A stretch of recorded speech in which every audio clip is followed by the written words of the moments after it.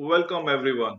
The topic for the day is coaching and mentoring for development of the employees or people thereby. So we will be doing everything about coaching and mentoring for people development. So let us understand the agenda. First and foremost, I'll give you an introduction, brief introduction into coaching, the grow model, the mentoring. Obviously, yes, everything cannot be complete until and unless proper feedback has been given, and time management, thereby concluding this particular presentation. So, that is what we will be covering in today's session. So, exactly, coaching and mentoring are development techniques based on one to one discussions to enhance what? Enhance KSA, knowledge, skills, and attitude, or should I say, the work performance.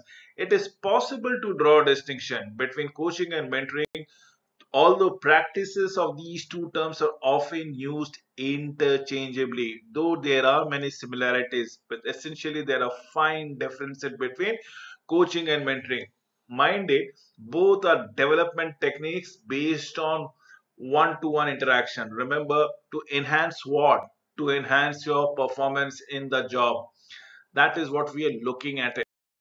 So, coaching is helping someone expand, probably apply skills and knowledge, and thereby the abilities, therefore. So, essentially, how? First and foremost is by teaching, definitely by motivating, listening, encouraging, and setting goals. We'll talk everything about teaching, motivating, listening, encouraging, and setting goals. Remember, this is what we are actually doing around it, wherein a person is actually speaking to the other fellow and probably he is learning something. That is what we are going around it. Benefits of coaching: it establishes and take actions towards achieving a particular goal. Definitely enthuse confidence in the employees, and it allays the fears about them. There is a life satisfaction as to both the person are working to a definitive goal. Contributes more effectively, definitely yes, to the team and organization. Remember, it is productive, it is easily stated in terms of a senior person, that is a boss, with the peers, and there are direct reports. Eventually, we are talking about communicating directly, effectively. That is what is the benefit of coaching is all about it. So, again, to understand, we are working towards a desired goals. It instill confidence on the employees. There is objectivity in the coaching, and because there's a direct communication between the peers, between the boss, between the direct reports, and so on and so forth. So it fosters much of a cohesivity in the organization, and there is productivity which is increased in many folds. So head coach probably has a plan, probably wherein he is actually looking to it, who knows what is to be done and how to proceed or execute. This is what the head coach is all about. It. Did I say that it enthuse confidence altogether? Even the most successful projects, remember, has certain drawbacks. Probably one of the objectives might not have been made. Even if all the objectives have been met, there might be an escalation in cost or probably in the time. So how do you react when others react negatively or in a definite fashion which is not expected? So first and foremost thing about confidence is never to respond on, never to react immediately as a knee-jerk reaction. Look what we are having out here. I've shown a photographs where there are a number of dogs and we have a wonderful kitten, and still everybody is watching. Nobody is pouncing on the kitten as such. Look what this is all about.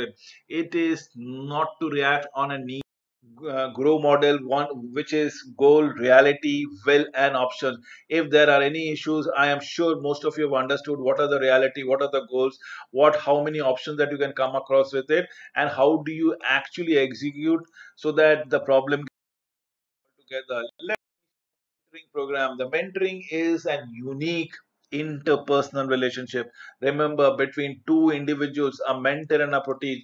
I have already stated that both coaching and mentoring is a one-to-one person interaction that comes around it. In this case of mentoring, where there is a mentor and a protege. There is teacher and a pupil which you want to go around it. Mentor generally has a higher ranking employee who has advanced organizational experiences, knowledge, who is committed to provided the guidance and support to the protege career development. This is what we are looking at it. Then this is what we aspire to do for it, and so on and so forth. Benefits of mentoring: what does it benefit and whom does it benefit? Now, this is a two-edged sword which benefits both the mentors and the protege at the same time. Remember, the protege gets promotion, higher income, career satisfaction, probably more job satisfaction, more prestige, more reputation. Protege gain more in terms of skill, both in life and job. Did I say the protege gets to get in a good reputation? Probably, and that is what everybody aspires for. So mentor has the ability to increase his interpersonal skills, probably get a different point of view altogether, gain insight to his or her ideas altogether, the ideas which might be workable, which might backfire. So you get an alternative viewpoint. Mentors will increase his awareness through the diverse experience in the form of the protege. This is what we are looking into it. So, characteristics of effective member, I have just given you a pick, as in a person who is confident, a person who is enthusiastic, a person who is experienced, a person who is energetic, the person who is good interpersonal skill. This gentleman or the lady who is supposed to be mentor has to be very honest and supportive of the work. When we ability to work with a diverse group of of people, that is what the characteristics of a good mentor is all about it. This is what we need to understand: the expertise, the enthusiasm, the energy. It's what we are talking about it. We should be ensuring that people are honest, people are willing to work with a diverse group of persons, or from a different background, people from different background. So types of mentoring, there are two types. Basically, one is a formal mentoring, as the case might be, and the other one is the informal mentoring. Remember, relationship is often institutionalized in a formal mentoring. Absolutely. Whereas in informal mentoring, the relationship develops spontaneously. In either of the cases, you need to understand this is spontaneous. There are no formal arrangement, and in a formal environment, it is institutionalized. It is probably placed in the onogram, and people have been notified altogether. In either of the way, the mentee should take an advantage if they have to take a better lead in understanding the mentor-mentee relationship or the mentoring program. The mentee has to take a little bit of a more initiative than anybody else. So keys for the protege: number one, the first thing that I keep want to tell it to you, based on the experience, based on the qualification, and let us understand, based on the success, it is understood that the mentors are much more have been much more successful in their own life altogether. So they demand, in fact, they not demand, they should command respect, and the mentor has to be respected. Be mindful of the mentor's credibility, of the reputation that the mentors would be having. This is very important. Be realistic, be willing to accept all the feedback from the mentors, whatever the feedback is coming around it. At times the feedback might be not very rosy, but take it with a pinch of salt, because at the end of the day, the feedbacks are hard real facts for you to improve upon your fallacies. So demonstrate your trustworthiness, seek out multiple mentors if required. That is what the keys the protege should always take into account, as in mentee. These are the essential parameters. If maintained, I am sure the protege or the mentee would reap a lot of. So feedback is the information that enables an individual or groups to compare actual performance with a given standards or expectation. This is what we are all aspiring about it. What is my actual performances vis-a-vis what was the standards I have set it? If we exceed the standard, there are no complaints, no issues. But if we don't meet up to the standards, then probably we need to put in a lot of effort that goes into it. So that is what feedback be all about it. Benefits of feedback is for those who work with him. if you get, did I say at times that the mentor might be harsh in giving you a feedback? Probably. If you don't, if you take up those words in the right spirit and improve upon your performances, it is only going to add miracle to your career altogether. Show how others perceives you. Remember, feedback tells everything that has been going and reflecting about your own performances. Provide information needed to change what, change behavior, change attitude, to become more efficient and more effective. This is what we look as a benefit of feedback as goes by others. Now, sources of feedbacks are different and many altogether. We need to understand the different sources that is from the others, that we come around it. This other feedbacks would be your colleagues, your subordinates, even your juniors and the mentors. Remember, you can always get this thing only by interacting and probably prodding on the fact that how you are doing or faring well, as the task itself will give you a lot of feedback. Why? Because you will be able to finish the task, the job, and you will understand what quality of job have you done it. So this will be a lot of schedule, a lot of checkpoints would be there to monitor how well you are performing. And self, let us all understand our very own perception and thought regarding our own performances, that does counts a lot. So whether sources of feedback are from the others, from the job, and from self itself. Now, characteristics of effective feedback are 10 I have been mentioning around here. They are specific, they are non-personal, they are always work related, they are documentable or probably recorded, they are descriptive, they are non-perspective, doesn't take a biasness anywhere, they are on time basis and as frequently as possible, should be constructive and interactive, probably will give you a chance to give your viewpoint as to why did you respond in a particular fashion. Effective feedback characteristics: specific, non-personal, work related, documentable, descriptive, again non-perspective, timely, frequently, constructive, and so on and so forth. This is what we are talking about it, right? So let us understand the challenges in providing a feedback. What happens is a manager are often uncomfortable in giving a negative feedback or discussing the weaknesses of the performances. Why? Probably they don't want to be perceived as a detrimental or regressive manager. One, probably they are very conscious about the image, but in the process they are actually not letting the protege grow. They're not allowing the mentee have the realistic feedback. So these are one of the challenge that comes around it. Employee tends to often have an inflated view of the performances. This is again, no matter how good, bad, ugly you people are doing, we all believe that me, I am the better person of the rest of the person available or standing in the room, right? So we have an inflated ego for ourselves altogether. Managers are afraid of the reaction that they might come around with it. This is what we are talking in providing feedback. The challenges in providing feedback is all about it. We should take due courses, definitely with due courses, and take with a pinch of salt and be realistic in case there are harsh feedback that has been around it. Now, tips and preparing for leading a feedback session. Number one, can we write a script about it? Ensure that there are positive word interspread with the negative word. You should not demoralize completely. Ask for input. Often get break the session, break the feedback session with soliciting information from the protege or the mentee as such. Offer help, support, suggestion.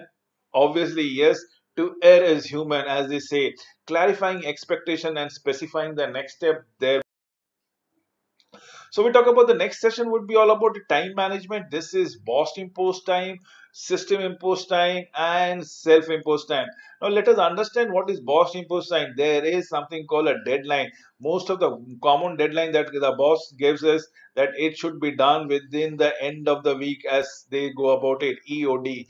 Then there is called system imposed time. The end of the day for system will automatically cut off at the midnight, right? So you need to understand that it gets documented, it gets time stamped. Every communication which you go on a on online fashion, will be time stat, and then we have always a self-imposed time, as in we always compartmentalize our life with certain call an office work, a personal work, a professional space, and we know which all time we are going to dedicate ourselves to. So that is what is self-imposed time, and this is all about management that we goes on around it. Remember, subordinate time plus your discrete time, the extra free time that we just give it around it is your self-imposed time. So you have your subordinates who have to finish a work, plus you give a kind of a legway for you to move around, as in the discretionary time, the free time, the float time, if I may say so, is equal to the addition of both these two will give me imposed time. Time management, it's all about making priorities, having urgency and importance, having not so urgent but definitely important, having urgent and not important, and at the same time having not urgent nor important. So priority number one is what is all about the crisis that comes around it. This is my first priority. So we look to handle all the crisis, all the pressing issues, deadline, meetings on a urgent basis. Definitely on the second thing, there would be issues that are definitely not urgent, but at the same time is important. So what I mean to say, it might not be urgent for you, but it is very important for the organization or for your bosses. So what do you go at? It's the second most prioritized which you need to go around it, as in preparation, planning, prevention, relationship building, and personal development. Did I say this work might belong to your boss or somebody else? Probably your spouse. You just cannot demean them. Definitely you might not value the work altogether, but relationship building requires to prioritize into the second point of thing. Next is the third point, which is urgent, but the work is not that so important. Probably you are dealing some work having a procrastination effect that comes around it. So this is what you want to go around it. So you look for interruption, small some mailing that you need to do, and the popular activities that you want to go, probably your physical activities, keeping yourself hearty and healthy. The last one is all the nitty gritty things which is left as the priority number fourth, which is neither urgent nor important, in terms of some gossip, the trivia, phone calls, excessive television, games, and time waster thereby. So this is how you prioritize your time management. Similarities as far as coaching and mentoring is concerned. Now let's understand the fine nuances between coaching and mentoring. First and the foremost thing in the coaching part is this in the coaching present, relationship has a set duration, so it has an expiry out here. This is something which you have an expiry. The coaching will have a set duration, it will be there for a time span, whereas mentoring goes on and on and on. It goes forever, as long as you want to learn, as long as you want to go around it. Coaching would present more structure, it will be more formalized, and because it has a time duration, it will go through a curriculum, will go through a pointers, it will go through a content that will needs to be covered time and again. But in mentoring, in the in other sense, it is always future oriented, which says it's an informal meeting and you learn as you work around it. You don't have a prescriptive material content that needs to be covered around it. So whatever the guidance, whatever the support that the mentee needs, the coach might be willing to give it down the corners, and probably that is an ongoing process. In terms of coaching being present is focused on one particular objective. Now this is the point which everybody wants to focus around it. This is the point that we want to go around it, this on to one particular issues, one particular point. Whereas in terms of mentoring, it is for your career that you are learning it out. There are no one particular point, there are many points that needs to be taken care of. It is for your personal development. Last but not the least about the coaching is it resolves on the specific areas and will address all situation relating to the specific area that comes around it. This is the specific area that we have been talking about it. But in mentoring, it is more about the mentee in question, the protege in question is the center point. Now this is what we are looking into it. This is the mentee that comes around here, and he is at the focal point of understanding the mentoring issue. This is what we are looking at. With this, I come to an end of this presentation. Thank you for watching this video.